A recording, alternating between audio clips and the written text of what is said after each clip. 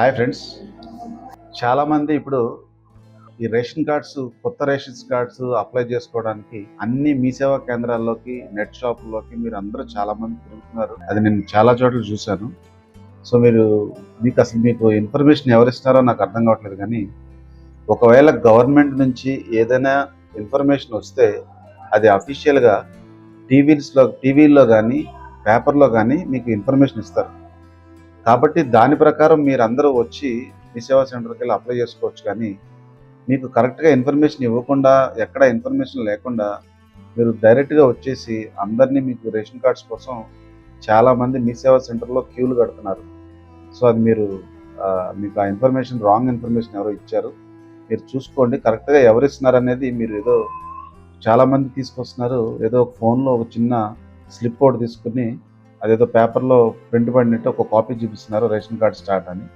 దానికి ఏంటంటే దానికి లోగో ఎవరు పెడుతున్నారు ఏంటిది ఎవరు తెలీదు. ఒక చిన్న ఇన్ఫర్మేషన్ ఎవరో ఒకరిది అది ఫార్వర్డ్ చేసుకుంటున్నారు. అది తీసుకొచ్చి మా అందరికి చూపిస్తున్నారు. కాబట్టి దయచేసి మీరు ఒకటి అర్థం చేసుకోండి.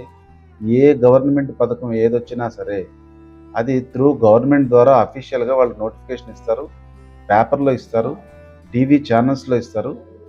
మేము కరెక్ట్‌గా ఇన్ఫర్మేషన్ తెలుసుకొని మేము కావాలంటే మేము ఒక వీడియో పోస్ట్ చేసి పెడతాం గానీ, మీరు తెలియకుండా మీరు రోజులు ఆఫీస్‌లో వర్క్ చేసుకునే వాళ్ళందరూ ఆఫీస్‌లు మానుకొని ఆ రేషన్ కార్డ్ అప్లై చేసుకోవడానికి మీరు ఆ మీ సేవా సెంటర్‌కెళ్ళి లాస్ట్‌గా వాళ్ళు అక్కడ ఎక్కడన్నా మీడియేటర్లు ఉన్నారు. వాళ్ళు చాలామంది ఏం చేస్తున్నారంటే, మేము అప్లై చేసి పెడతాము, మేము చేసి పెడతామని ఫార్మ్స్ ఫిల్ చేసుకోవటం, డబ్బులు తీసుకోవటం, అవన్నీ లేనిపోయిన ప్రాబ్లమ్స్ అన్నీ క్రియేట్ చేయకుండా దయచేసి మీరు అర్థం చేసుకోండి. వన్స్ రేషన్ కార్డ్ స్టార్ట్ అయితే మీకు అఫీషియల్‌గా మీకు నోటీస్ వస్తది. అఫీషియల్‌గా మీకు పేపర్‌లో గానీ, టీవీల్లో గానీ వస్తది. కాబట్టి దయచేసి కొన్ని రోజులు వెయిట్ చేయండి. ఇప్పటివరకు అయితే రేషన్ కార్డ్స్ ఇంకా స్టార్ట్ కొత్తవి.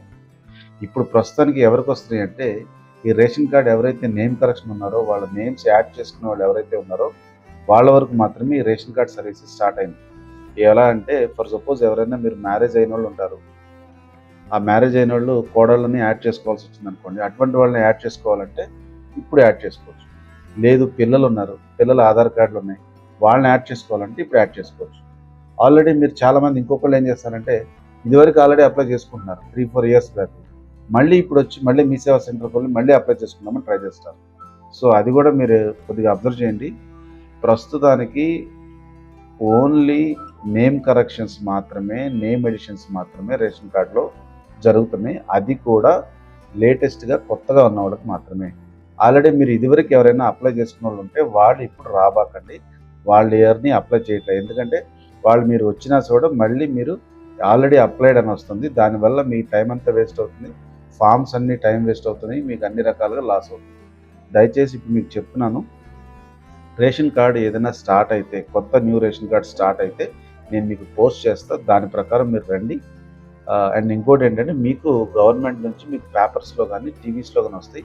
దాన్ని చూసుకున్నా మీరు వెళ్ళండి. తొందరపడి మీరు వెళ్ళి మీ టైం వేస్ట్ చేసుకోబాకండి. మీ ఎనర్జీ వేస్ట్ చేసుకోబాకండి. మీ డబ్బులు వేస్ట్ చేసుకోబాకండి. Okay friends. నేను కంపల్సరీగా మీకు రేషన్ కార్డ్ కొత్తవి రాగానే నేను పోస్ట్ చేస్తాను. అప్పటి వరకు మీరెవరు తొందరపడబాకండి. జై హింద్.